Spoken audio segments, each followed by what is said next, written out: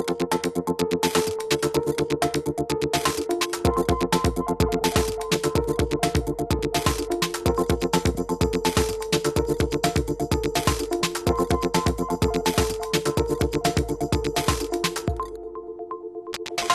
tal, saúdos, moi boa noite, benvidos a VAV, xoves 24 de abril. Ana Miranda, moi boa noite. Hola, moi boa noite. Candidata do Bloque Nacionalista Galega ás eleccións europeas, que se xoga Galicia o vindeiro día 25?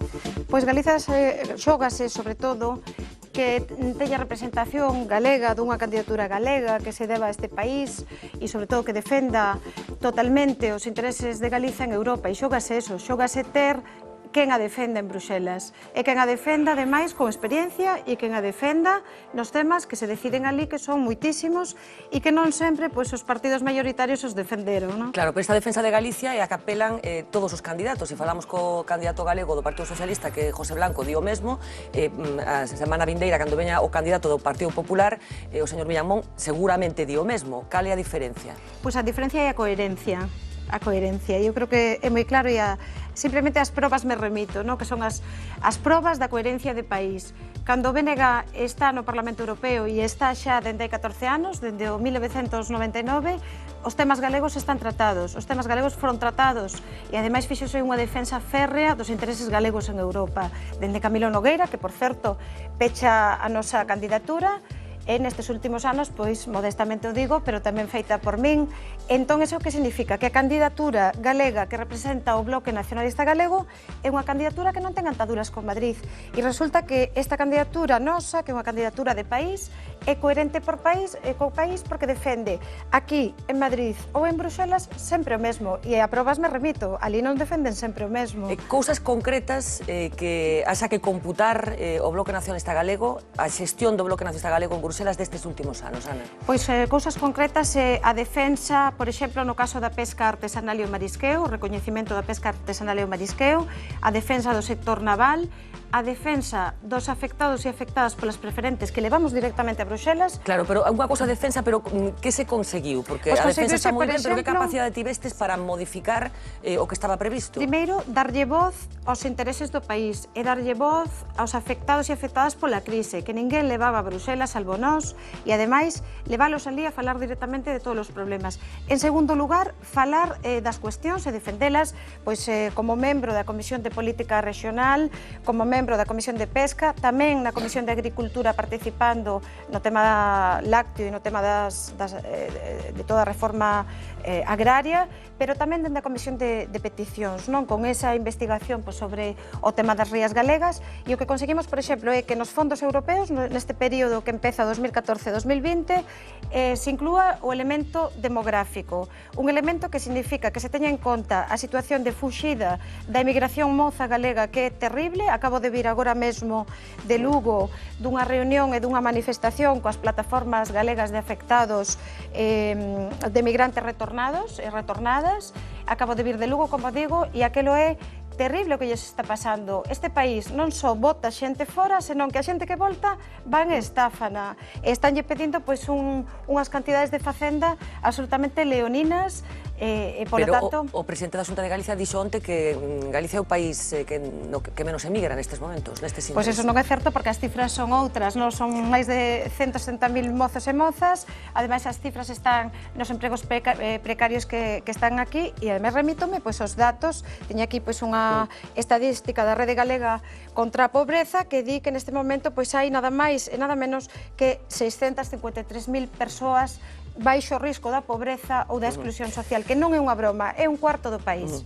Imos falar devagar con Ana Miranda sobre o proxecto do Bloque Nacionalista Galego nestas eleccións do 25 de maio, como decía. Imos compartir mesa tamén con Rubén Pérez, moi boa noite. Iván Puentes, moi boa noite. Francisco Espiñeira, moi boa noite. María Bastida, moi boa noite. Xavier Campos, moi boa noite. Boa noite. Imos coñecer primeiro un pouco a historia do Bloque Nacionalista Galega en relación con estas eleccións que foi acontecendo nestes últimos anos, e cal é o escenario concreto o que se enfrenta o Bloque nesta ocasión, cunha decisión polémica que seguro que Ana Miranda está cansada de explicar nos últimos días, que ten que ver con quen concurren a estas eleccións europeas. Paloma Ferro vai nos axudar nesta tarefa. Adiante, Paloma. ¿Qué tal? Muy buenas noches. Si plasmamos en un gráfico la evolución del voto al BNG en las elecciones europeas, se dibuja una V invertida con un claro punto de inflexión, los comicios del año 99. Hasta ese momento, en las sucesivas citas europeas con las urnas, el BNG consiguió ir aumentando el respaldo ciudadano. En el año 87 consiguieron un 3,7% de los votos, en el 89 el 4,2%, cifra que doblaron en los comicios del 94 con un 11,4%, pero el verdadero salto lo dieron en las europeas del 99, en las que obtuvieron el 22% de los votos de Galicia. Esto les valió su primer escaño propio en el Parlamento Europeo. Ese logro llegaba 2 años después de las elecciones autonómicas en las que el BNG se convirtió en la segunda fuerza política gallega. Era la época de vacas gordas, que con ciertos altibajos se mantuvo hasta las municipales del 2003. A partir de ahí comienza el declive electoral. En las europeas del 2004 obtienen el 12,3% de los votos, 10 puntos porcentuales menos que en las anteriores europeas. En las del 2009 continúa el desplome, consiguen el 9,4% de los votos, retrocediendo a niveles del año 94, retrocediendo 15 años. En aquellos comicios el BNG se presentó de la mano de Esquerra Republicana, entre otros. En esta ocasión ha cambiado a los catalanes por los vascos y el BNG concurrirá con los nacionalistas de Bildu. Aunque se ha codeado con otras parejas de baile, la opción inicial era formar una alianza soberanista con Esquerra Republicana y Bildu. ERC, sin embargo, se bajó del carro y obligó al BNG a escoger entre uno u otro. Había otro frente abierto, una alianza nacionalista gallega de izquierdas con ANOVA, pero la militancia de la formación liderada por Beiras escogió la opción federalista de Izquierda Unida. Así que, con la margarita ya deshojada, el BNG optó finalmente por Bildu como compañera electoral.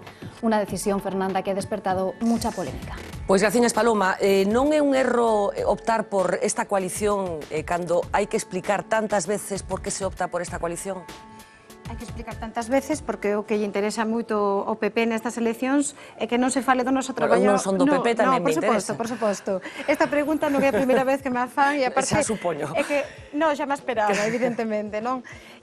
Non, o que pasa é que esta decisión é a decisión para ter representación no Parlamento Europeo. A papeleta que vai aparecer o 25 de maio nas eleccións europeas é isto. Isto é un resumo que, por certo, te quero facer entrega, porque é o resumo do traballo, as nosas 77 páxinas, entrega, pois a papeleta que vai aparecer nestas eleccións é unha papeleta que pon BNG, nós imos nunha coalición, e o que importa é que se o BNG ten máis escanos nestas eleccións europeas, se ten máis votos, quero decir, en Galicia vai a ter máis representación no Parlamento Europeo. Porque a papeleta que vai aparecer está encabezada por esta humilde servidora das Travesas de Vigo. Sí, pero de feito non eres a número 1 da lista, eres o número 2. Da lista estatal, pero a lista que ven aquí é a lista do BNG. Pero non hai un certo engano o elector que non acaba de ter toda a información de quen forma parte desa candidatura, que efectivamente está formada por ti como número 2, pero que ten un número 1 que é de Bildu.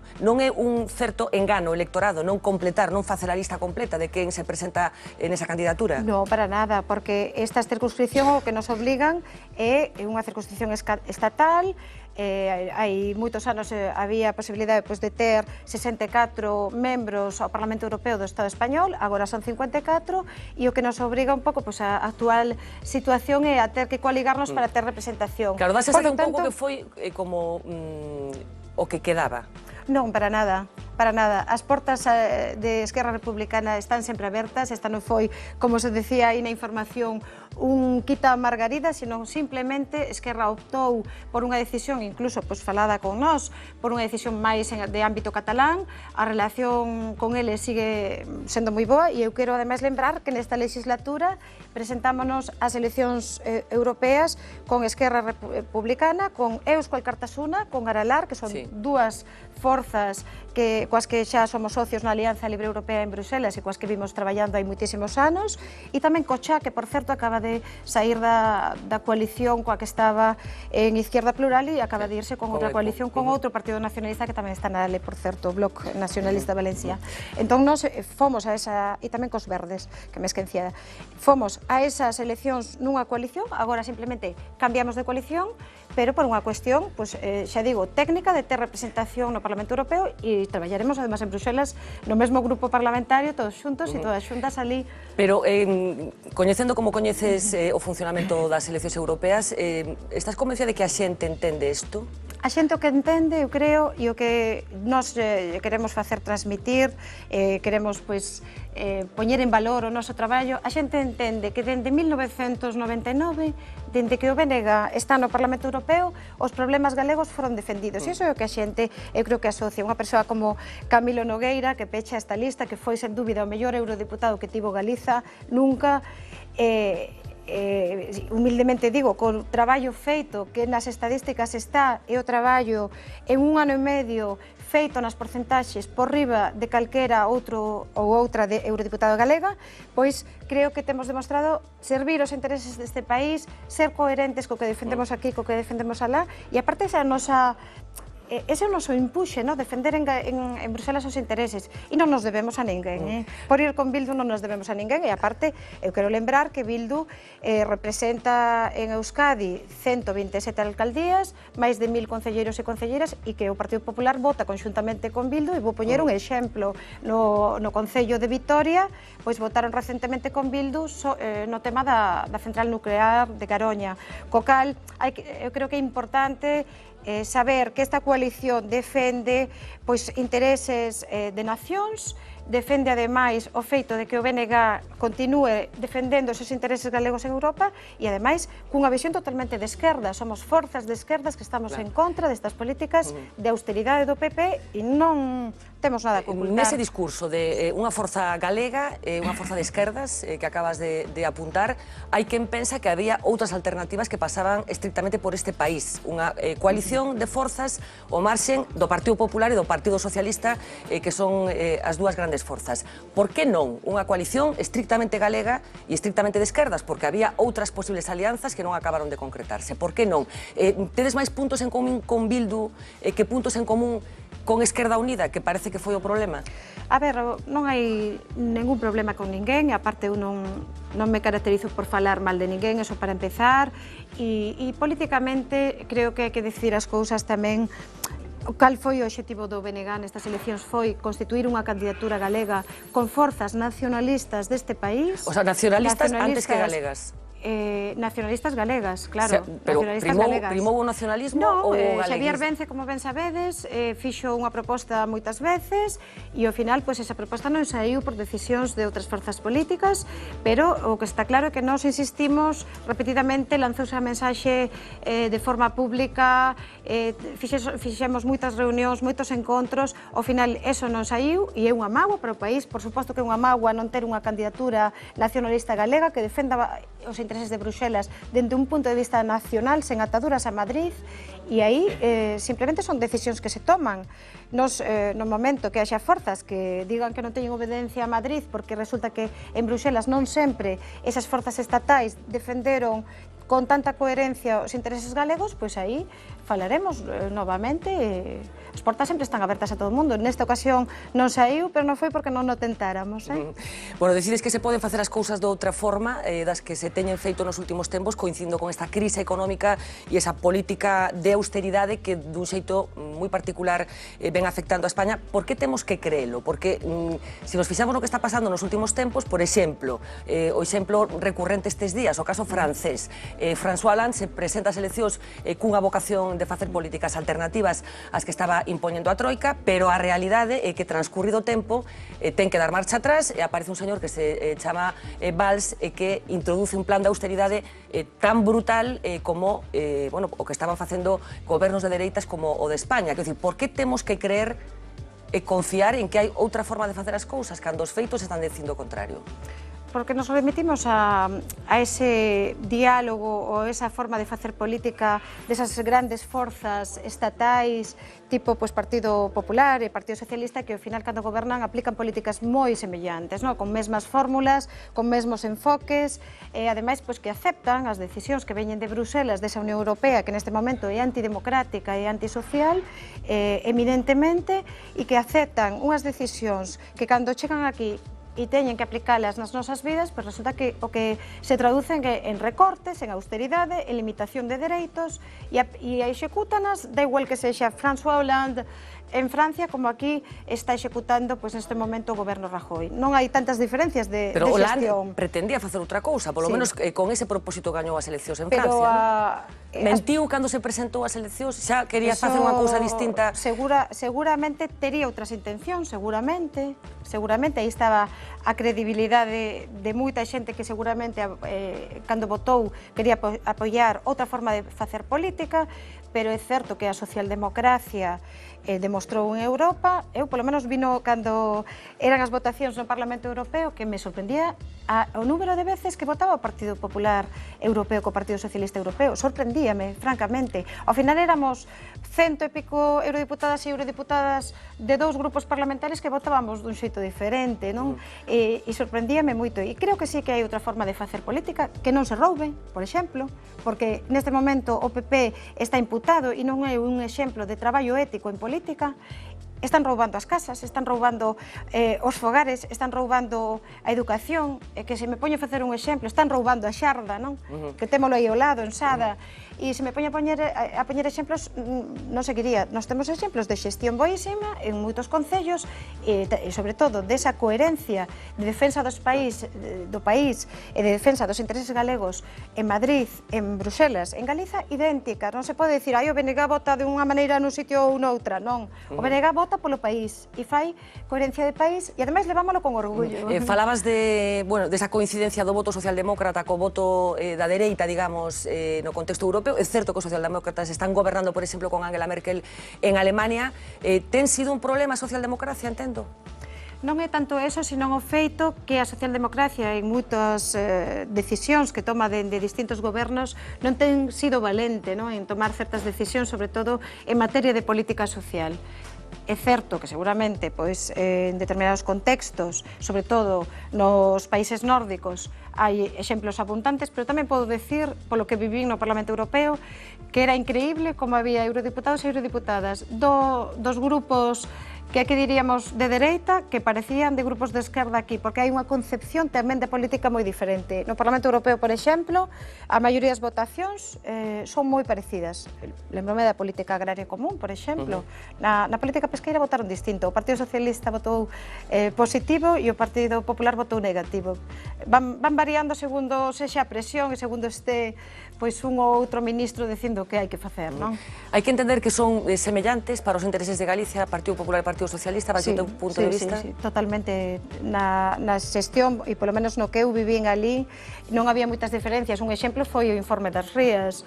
Despois de denunciar, de vir aquí, de traer esa misión de investigación, de que denunciáramos que hai un procedimento de infracción aberto contra o Estado membro, que están estas rías e que hai que ir aí a Ría do Burgo. Non hai moito que contar. A xente non lle poden decir, como lle dixeron a eurodiputada letona que viu, é que aquí está todo solucionado, dixo ela, non, eu teño ollos, eu estou vendo que aquí hai un lodo de 1,5 metro. De feito, metimos ali unha vara e viuse claramente a medida, non? Entón, o que non poden é, a mí non me parece, polo menos, ético que veñan en campaña electoral a decir dun lado e do outro que van a facer eso en Bruxelas, cando despois nas votacións en Bruxelas resulta que ves que non hai unha coherencia de país, que hai unha coherencia, sí, de España, pero non con Galiza, que se vota en función de si agora toca votar polo Olivar ou toca votar pola flota de Mauritania, como pasou, que pola flota de Mauritania votouse de unha maneira ou votouse de outra, incluíuse ao final a flota andaluza sin incluir a flota galega de Marín, que está aí amarrada, e xa desguazaron 4 barcos.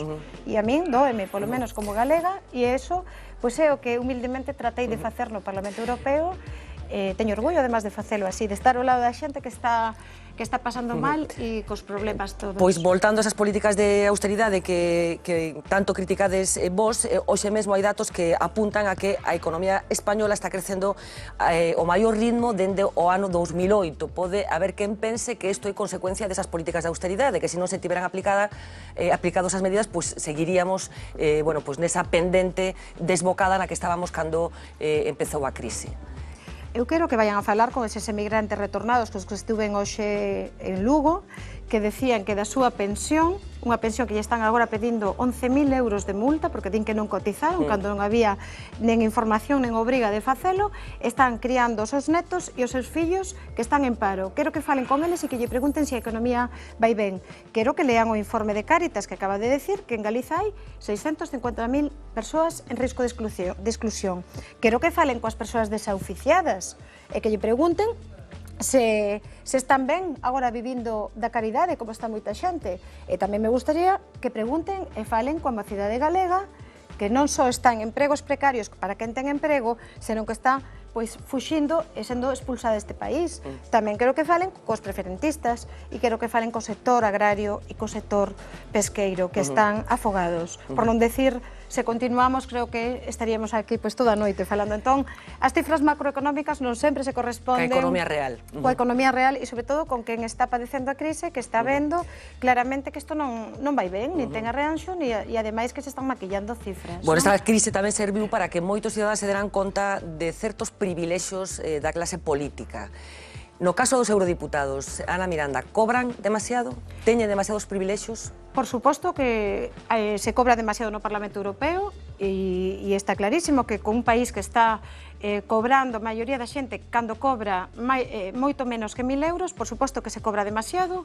Nós temos denunciado no Parlamento Europeo repetidas veces, ademais, que hai que cambiar o sistema e ao final volto de sempre. Partido Popular e Partido Socialista Europeo se negan repetidamente a mudar eses privilexios. Teño as listas de voto de todos estes anos. Ainda lembro como Oriol Junqueras, cando foi o tema do voto turista ou voto business. Eu, por exemplo, son unha eurodiputada que vou de Galiza a Bruxelas ou Estrasburgo sempre en turista e atópame a toda a xente que se vai. Non todo o mundo pode decir o mesmo, ni sequera da esquerda. O sea, que se cobra demasiado, habería que modificar eso. Por suposto, ademais nós fixemos enmendas para facelo e para modificar que se cobra moitísimo e ademais non só iso, sino que tamén habería que modificar o regulamento do Parlamento Galego e do Congreso, porque os soldos que se teñen hoxe en día nas cámaras de representación está claro que non están adaptados co nivel de vida nin coas condicións na que están a maioría dos cidadáns, e eu concordo totalmente. Bueno, nestes días empezouse a falar xa polo miúdo do que vai acontecer o próximo 25 de maio. En estes días tamén tedes dito dende o Bloque Nacionalista Galego que hai xente de Anova que vai votar o Bloque. Por que sabedes isto? Porque nos chamaron. Porque hai evidencias, quero dicir, porque hai evidencias, porque hai... Non é unha intuición, é unha constatación. Sí, hai xente que nos está chamando, que nos está aparecendo en algúns actos, que nos está saudando, e hai moitas persoas, polo menos as que nos vamos atopando, que nos están dicindo que non están de acordo coa decisión tomada de ir nunha coalición cunha forza estatal. Entón, eu me remito simplemente ás evidencias que estamos tendo. Eso é é por eso que decimos, non falamos por falar. Pero vos alegra eso? Esa disensión dentro de Anova? Non nos alegra a disensión de ninguén, xa o digo así. Non nos alegra a disensión con ningunha forza e respetamos profundamente as decisións que tomen todas as forzas.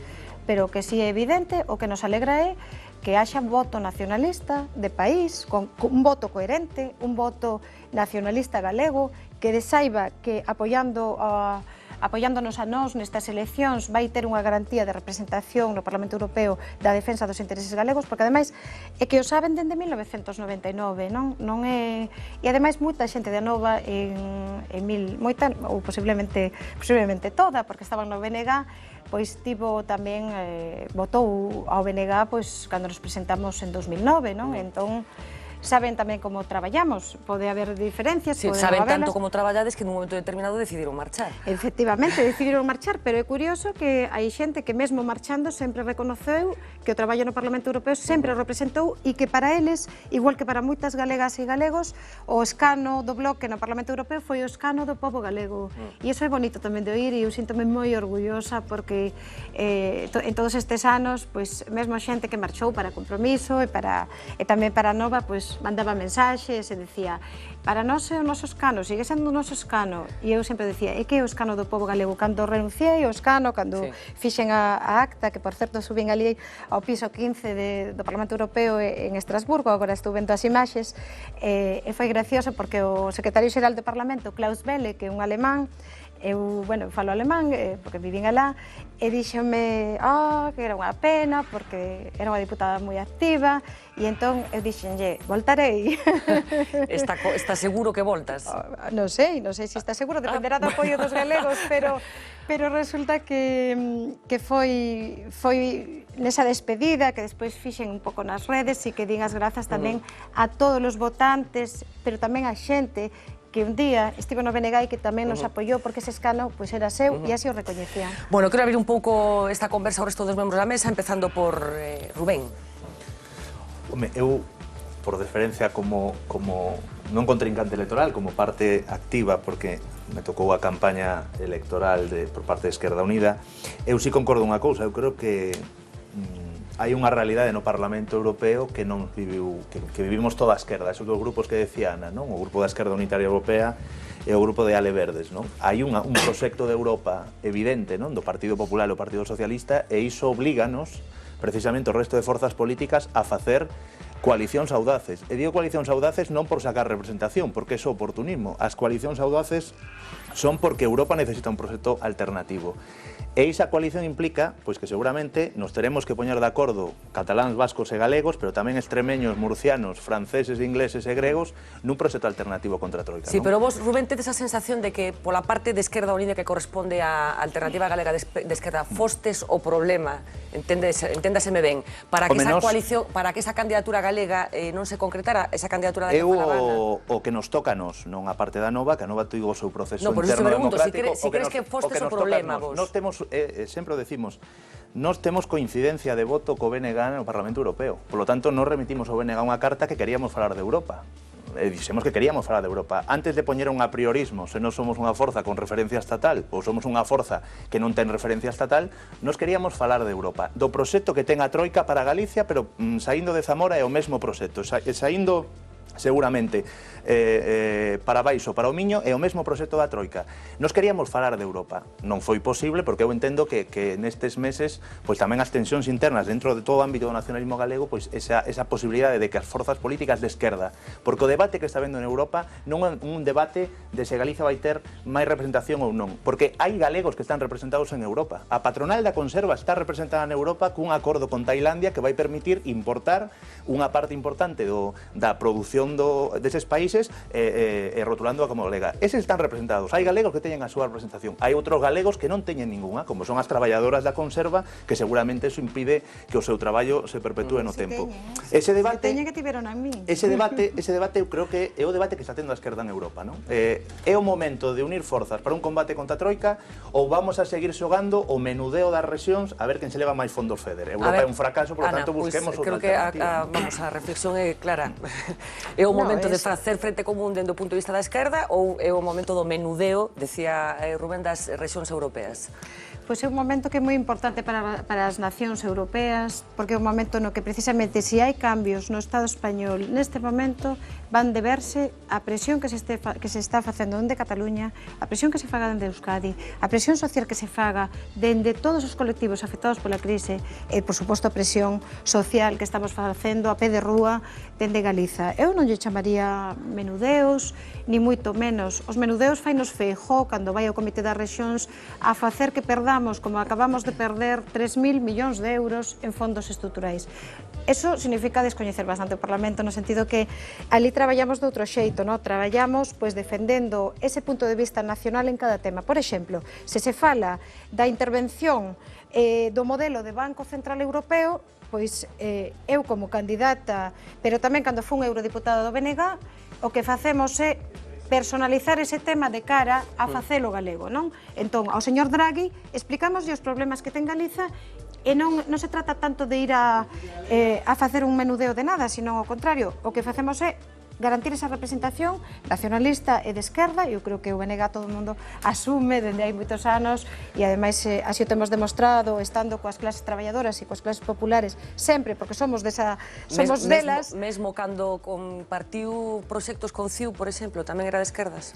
Vamos a ver, o BNG sempre foi de esquerdas e en todas as políticas, e ademais incluso pois, nesa coalición que fomos no ano 2004, que desgraciadamente non tivemos representación, ainda que sacamos escano, e un recurso do Partido Popular apoiado pola Falange, que as cousas hai que lembralas, fixolle perder o escano ao noso representante Camilo Nogueira en 2004, cando era un escano obtido, pois mesmo con esas cuestións, nós estivemos na Alianza Libre Europea, traballando cos verdes, traballando dende unha visión de esquerda. Neste momento somos o cuarto grupo da Eurocámara con 55 membros, máis que os eurodiputados do Estado español, por exemplo. Vamos ejemplando. Fran, intervencións breves, por favor. Bueno, a mí me alegra mucho la campaña electoral de las europeas porque permite que Ana Miranda, que fue eurodiputada un año y pico, pues aparte de haber venido a la Ría en aquella excursión fantástica donde vinieron todos allí a hacerse la foto y luego tuvo el resultado que tuvo, a pesar de estar todo el mundo de acuerdo en que la Ría es un desastre, pues ha venido a conocer la flota de la Xarda de Sada, ha venido a La Coruña a varias reuniones y eso me alegra mucho. Discrepo bastante lo que ha dicho de ser la eurodiputada de los gallegos. Yo creo que los eurodiputados son eurodiputados de todos los europeos, porque si cada uno va a defender su taifa, vamos a acabar regenerando el problema donde cada uno va a tirar para su lado y la sábana no da para todos. Habrá que llegar a acuerdos y buscar soluciones prioritarias.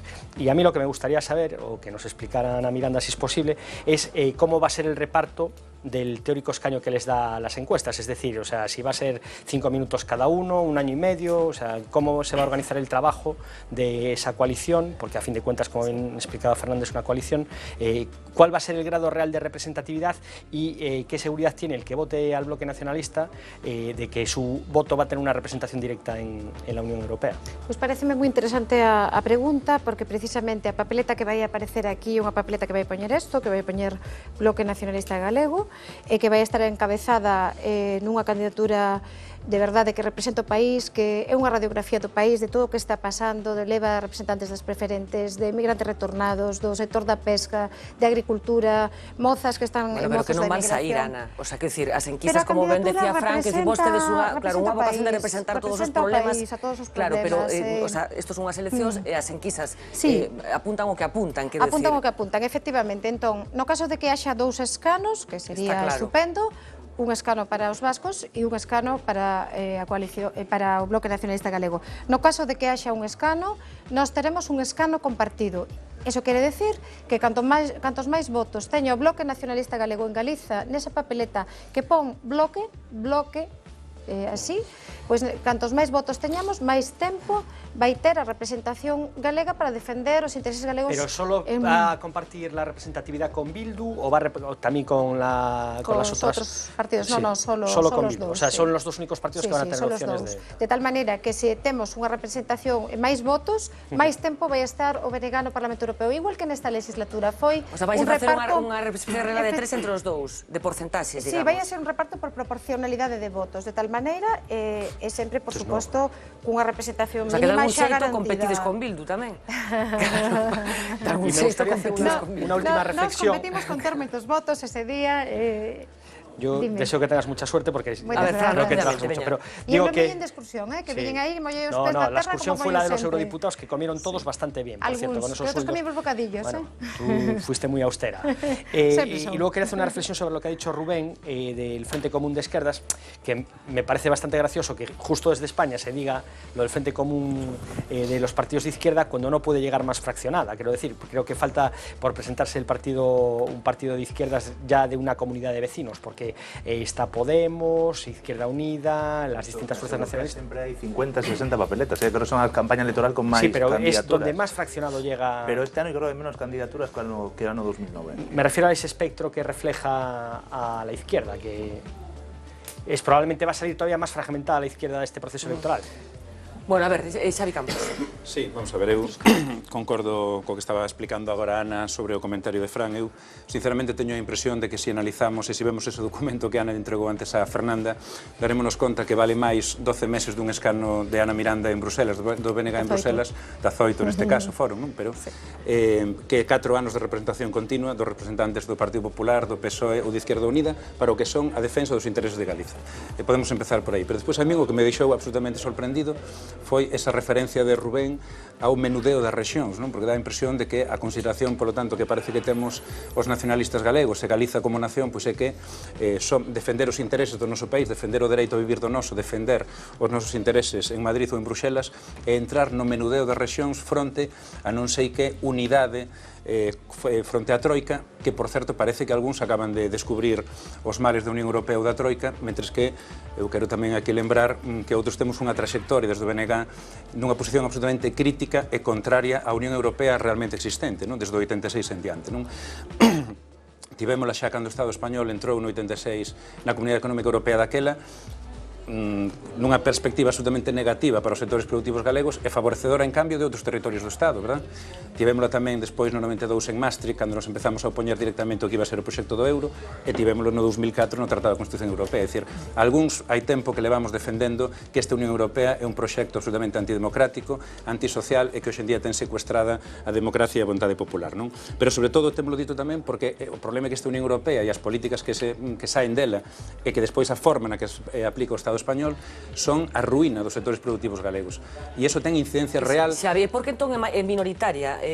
A xente que en Galiza comprende ese discurso e que maioritariamente vota os partidos que, segundo o vosso punto de vista, está facendo esta desfeita con Europa e nomeadamente con Galiza como consecuencia desa concepción do que ten que ser Europa. Porque o feito é que a xente vota maioritariamente os partidos que non dicen o que estás dicindo ti.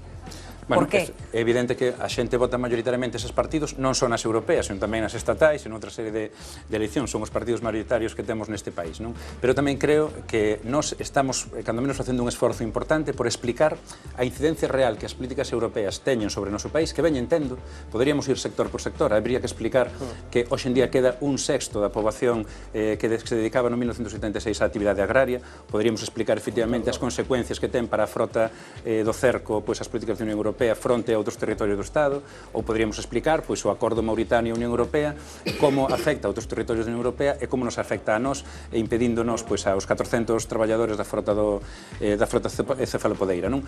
Son exemplos que centran a cuestión no que a nos interesa, e é que Galiza necesita defender os seus intereses propios na Unión Europea.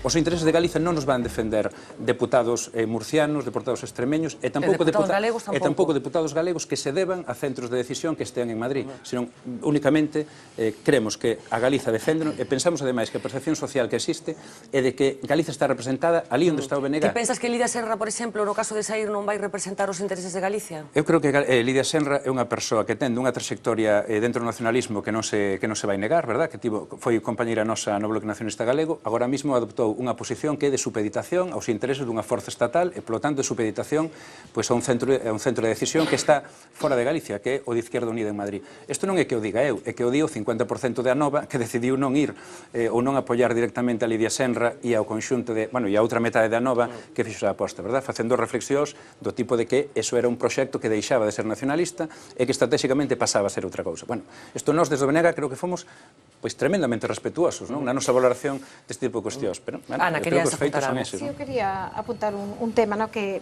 a loita pola democracia, a loita polos dereitos e liberdades e, sobre todo, a loita pola soberanía política que van asociadas, no? Neste caso, pois, a defender os intereses galegos en Europa, a defender esa soberanía galega de tomar as decisións na política pesqueira común, como fai meu veciño do lado, que é o presidente do Partido Nacionalista Escocés, e resulta que el ten un ministro que vai a negociar a Bruxelas directamente os temas de pesca, e nós temos unha consellera que vai a mirar ali simplemente, e vai ademais con un señor como candidato do PP e actual ministro, señor Arias Cañete, que ainda lembro cando lle lembrei nun encontro o tema da pesca artesanal e non o tivo moi en consideración, pero eso sí, a flota que el quería entrou en determinados acordos, a nosa flota non entrou e esa é a garantía. E logo quero lembrar que a nosa nos califica moitas veces, decía outro día alguén do Partido Popular, de minorías, non?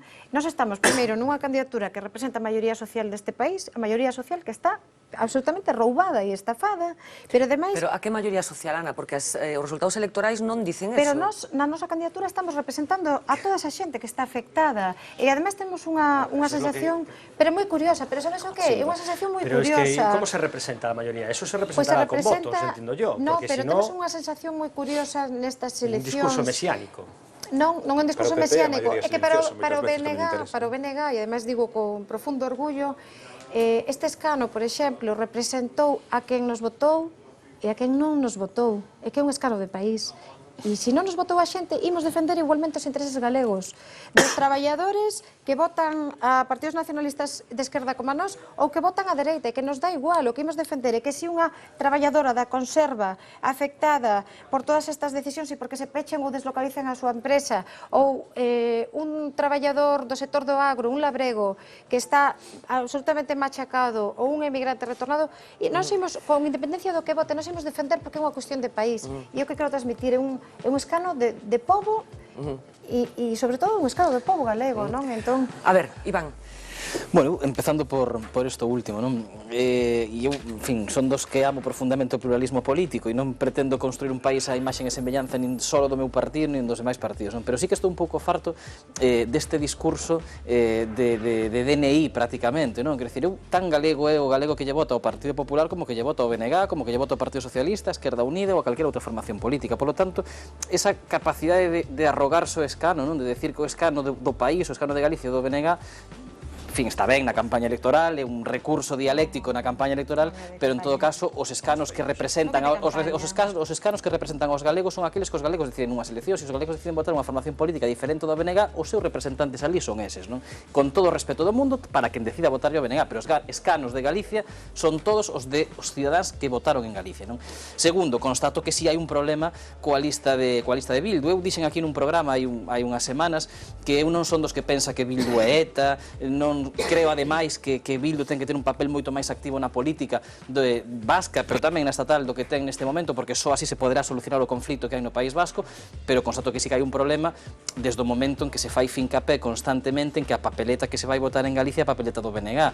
Eso é certo, pero tamén hai que decir aos cidadáns galegos que queran votar o BNG que a circunscripción electoral é o Estado, non é Galicia, e que, polo tanto, os votos dos cidadáns galegos que voten o BNG, en primeiro lugar, van a ir para darlle un escano a Bildu, e se chegan, irán para darlle un escano ao BNG ou para compartilo máis ou menos tempo, tal e como se acaba de explicar agora. Os votos dos cidadáns de Galicia computan para unha candidatura que encabeza Bildu, e ese vai ser o primeiro escano que saia. Galicia encabeza o BNG. No, a candidatura é estatal, non é galega. A candidatura é estatal, sí, que a lista vai ser... A ver, vamos a ver, non vamos a facernos trampas. A lista en Galicia vai ser esa, evidentemente, pero a lista estatal, a lista que se vai ter en conta a hora de repartir os escanos é estatal, non é galega. Por lo tanto, os votos cidadáns de Galicia van valer para que Bildu saca un escano, sí ou non? Na lista vai só un posto galego no fin casi metido no medio. A nosa lista é estatal, igual que a vosa. A nosa encabeza unha persona do Partido Socialista, de ideoloxía socialista, do BNG encabeza unha persona de Bildu. Insisto, eu non teño ningún problema con Bildu, pero creo que hai que decirlle a razón aos galegos e decirlle a verdade. Segundo, remato, eu creo que tamén saco a conclusión de que para que valeu ese escano de país, quero decir, máis aló da coherencia, que sí que se repetiu en moitas ocasións, non? Pero cal foi o resultado práctico dun escano que non forma unha maioría no Parlamento? É dicir, que traslación práctica tivo a Galicia ese escano máis aló de falar, de denunciar determinados problemas, que é importante facelo, insisto, que eu o respeto, pero en que se traduciu na práctica para Galicia esa acción cando forma parte dun grupo parlamentario que non é maioritario e que, por tanto, non ten capacidade de decisión como tal no Parlamento. E, por último, bueno, eu creo que eu son dos que creo que hai que facer outra Europa, que hai que construir outra Europa, que a mí esta Europa non me vale, non? Teño claro cal é a Europa que eu quero, e a Europa que eu quero é unha Europa federal, na que os Estados cada vez cedan máis soberanía a prol desa Unión Europea federal, un Parlamento de verdade que representa a cidadanía, e unha Unión Europea, en definitiva, que seña democrática, que a de hoxe é semidemocrática, digámoslo así, que representa máis representa máis aos intereses nacionais dos Estados que aos propios intereses dos cidadáns. Eu quero esa Europa. Eu creo que este país tivo unha oportunidade, se recordaba antes, cando se aprobou a Constitución Europea, cando se votou en referéndum en España a Constitución Europea, que logo finalmente quedou en nada, non? A postura do BNG, a postura do BNG aí foi contra. Entón, sin ser a mellor Constitución do mundo, creo que aí houve unha oportunidade de construir unha Unión Europea realmente máis representativa, máis democrática e máis federal do que actual. Entón, que proxecto defende o BNG para esa Europa futura desde este punto de vista? Quer dizer, unha Europa federal na que os Estados cedan poder hacia esa Europa, pero, por lo tanto, tamén entrando en contradicción con certas derivas soberanistas como a catalana, e creo que tamén coa do BNG non internamente, que probablemente ese discurso no BNG estivera sempre, pero sí co cambio de discurso que o BNG públicamente ten feito nos últimos tempos, postulándose máis nesas posturas, ou a de Bildu, por exemplo, que comparte lista neste momento, dunha postura pois pro-soberanista, independentista, como lle queramos chamar. Entón, eso é compatible cunha Europa federal na que realmente o importante seña o poder europeo e non os dos estados? A ver, empezo coa primeira resposta. Nós non damos carnés de galeguidade a ninguén, eso está claro. O voto non ten carné. O único que se demostran son os feitos. E no Parlamento Europeo, o Partido Popular e o Partido Socialista votaron moitas veces do mesmo xeito. E logo, aínda que vayan eurodiputados en listas galegas, eurodiputados galegos en listas do PP ou en listas do Partido Socialista, resulta que cando chegan ao Parlamento votan diferente e votan ao que lle digan en Madrid. Nós votamos, pero moitas veces, teño exemplos ademais. Entón, nós votamos igual en todos os sitios e o que decimos, candidatura galega sen ataduras a Madrid, candidatura galega de defensa dos intereses galegos en Europa, e ese digamos, o mérito, pero non é ir en contra de ninguén, e non é, por suposto, ningún problema de DNI, porque xa insisto, os votos non teñen carné, pero a cuestión é que temos esa garantía de defensa dos intereses galegos en Europa, en Madrid, en Santiago. En segundo lugar, cando comentabas o tema da papeleta, a papeleta que vai aparecer aquí é a papeleta do Bloque Nacionalista Galego, e cantos máis votos teño o BNG, eu insisto, máis tempo de representación. Sí, Ana, pero eses votos lle van a computar a Bildu tamén. Non, lle computan a esa coalición que se chama Os Povos Deciden. A Bildu tamén, que é o número 1. Na que hai outros partidos pequenos tamén, e na que tanto Bildu, partido con representación e que está facendo un gran esforzo, a mí me encantaría que o PP por fin condenara o franquismo, é que me encantaría. Por suposto, e non o fai, e usan esta excusa para non falar, pero resulta que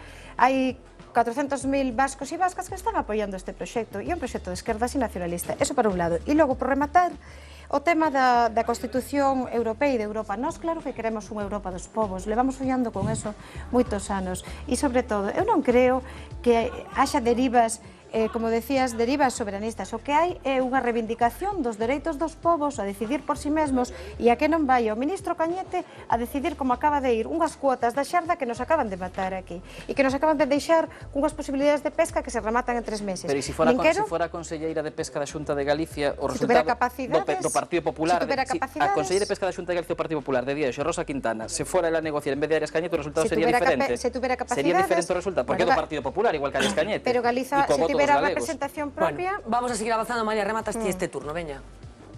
María Bastida, hola. No, es que acabo de quedar así un poco noqueada. Esta le preguntaba aquí a Fran, porque con esa irrupción de Fran con el discurso europeo y el Partido Popular acabo de quedar un poco descolocada absolutamente. Pero bueno, trata de hacer condenas de cosas que se... Sí, bueno, pero no, es que acabo de quedar eso en otra dimensión. A ver, efectivamente, yo bueno, por primera vez creo que voy a estar muy de acuerdo con Iván y con bastantes de sus planteamientos, pero también con la candidata, porque efectivamente yo también creo que la gran diferencia del BNG con respecto en relación con los partidos mayoritarios, pues como ella bien dijo, es un problema de coherencia, efectivamente. Es decir, aquí hay unos partidos, ¿no?, donde pues figuran una serie de personas de toda España en una circunscripción única, efectivamente, que se han conseguido cosas para Galicia, y después hay otros partidos o hay otros grupos que figuran en las candidaturas de grupos que defienden, entre otras cosas, la independencia de una parte del Estado que, como todos sabemos, es un interés muy gallego, ¿no? Entonces, bueno, creo que efectivamente hay un problema de coherencia.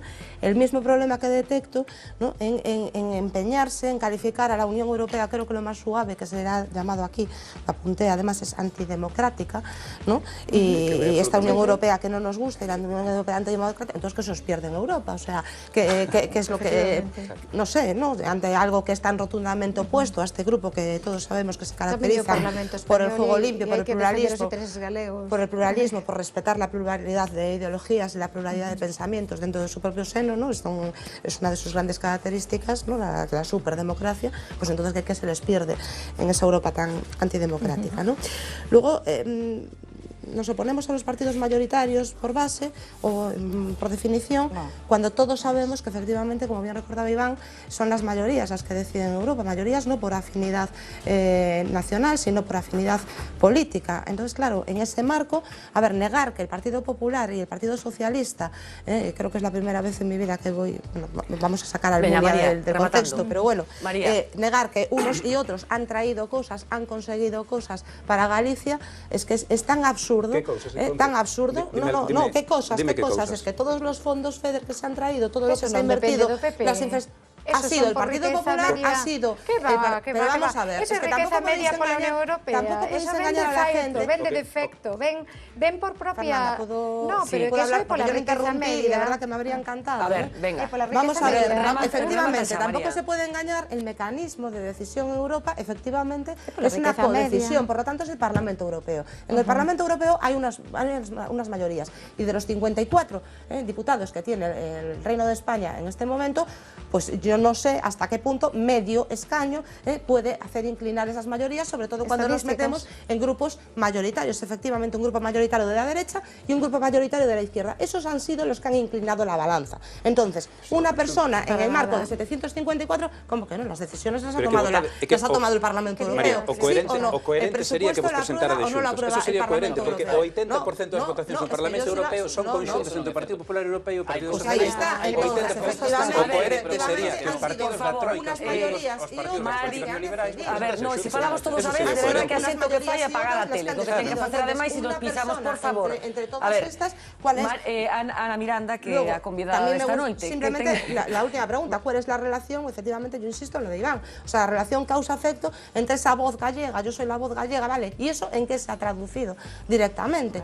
Y finalmente, a mí me gustaría también tener algún ejemplo claro y rotundo de cuando los diputados del Partido Socialista, los diputados del Partido Socialista Español o los diputados del Partido Popular han votado claramente en contra de los intereses de Galicia.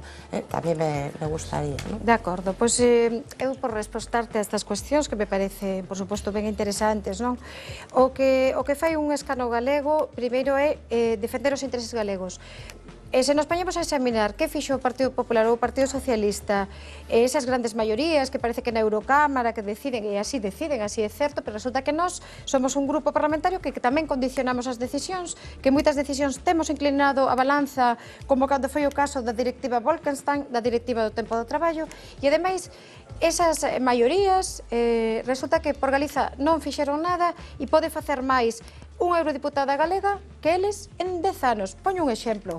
O eurodiputado actual do Partido Popular fixo 217 iniciativas en 10 anos. A eurodiputado do BNG fixo 264 en ano e medio. Polo tanto, quero dicir, as estadísticas están aí, as intervencións no plenario. Logo, o tema dos fondos europeos. Os fondos europeos, Galiza recíbeos por riqueza media da Unión Europea. Primeiro se nos consideraba pobre, agora resulta que se nos considera ricos, como 17 millóns de franceses, como 7 millóns de alemáns, 9 de franceses, e a xente de Valonia se nos considera ricos porque a Xunta non fixo o que tiña que facer para pedir a consideración do período de examen que incluíra tamén a taxa de desemprego, e non é que a Xunta fixera esas funcións ali, ao contrario, non fixo nada neste tempo, senón que no momento que tiñamos esa codecisión no Parlamento Europeo, na Comisión de Desenvolvimento Regional, eu tive a sorte de ser membro desa comisión e me pediron reunión dende Extremadura a Madrid, a Escocia, e a Xunta non moveu un dedo para solicitar unha reunión para presentar emendas en favor de Galiza. Remítome os feitos. Esas maiorías que teñen feito para o noso país, pois non teñen feito moito, nen no reparto das cuotas, nen nos temas de decisión social. Agora empeza o período novo de reparto dos fondos europeos, dos fondos de cohesión, e resulta que temos 2.000 e pico millóns de euros para repartir e temos que decidir que se vai facer. Primeira decisión, combatir a pobreza. É combatir a pobreza neste país. Esa ten que ser a primeira decisión. E que fan? Portos deportivos, como fixeron até agora, mentras a Ría do Burgo segue sen sanear. Logo, cousas que fixemos nese Parlamento que, por suposto, temos que estar, porque se nós non estamos, os intereses galegos non van a estar. E, ademais, queda constatado dende o ano 1999. Se o BNG non está, os intereses galegos non van a estar. Por suposto que é antidemocrática, ademais, a Unión Europea. E digo deste xeito, a única institución que é moito máis democrática que é o Parlamento Europeo, ningunéase moitas veces nese Consello de Ministros e por eses estados, que por certo, hoxe en día son de maioría conservadora, dos 28 estados membros de maioría conservadora 22, ningunéase o papel do Parlamento Europeo. A Comisión está vendida absolutamente aos lobbies económicos e ás transnacionais, xa sexa en política agraria común, xa sexa en todo tipo de materia medioambiental. O que ten conseguido o BNG é, primeiro, poñer os problemas de país ali, segundo, conseguir que unha misión de investigación viñera aquí para falar dun tema que non se falaba e que estaba oculto, que era o tema do saneamento. En terceiro lugar, recoñecer a pesca, un momentiño, a pesca artesanal e o marisqueo que non estaban recoñecidas. Vos creedes que a legislación europea non recoñecía a pesca a pé e a flote, e esa diferenciación? Pedir que os fondos europeos vayan directamente aos verdadeiros que padecen a crise, e ademais temos enmendas sobre eso. E logo, pois mira, fomos quen de parar algo como Corcoesto, que fomos quen tamén dentro do Parlamento Europeo axudar a parar proxectos de megaminería contaminante e estar na defensa da natureza. En fin, Ana Miranda, teremos ocasión seguro antes do 25 de maio vindeiro de continuar falando contigo con ese proxecto do que forma parte do Bloque Nacionalista Galego. Muchísima sorte. Pendentes estaremos de todo o que aconteza e de como son os resultados nesas eleccións europeas, importantísimos, porque estes días procuramos decir con frecuencia que creo que o 80% da actividade que se desenvolve no Congreso dos Deputados son transposicións de legislación europea, quero dicir que non estamos falando dunha cousa menor. O 80% da actividade parlamentaria do Congreso español ven condicionado directamente dende Europa, así que algo se está cocendo efectivamente en Europa. Gracias e moitísima sorte, Ana.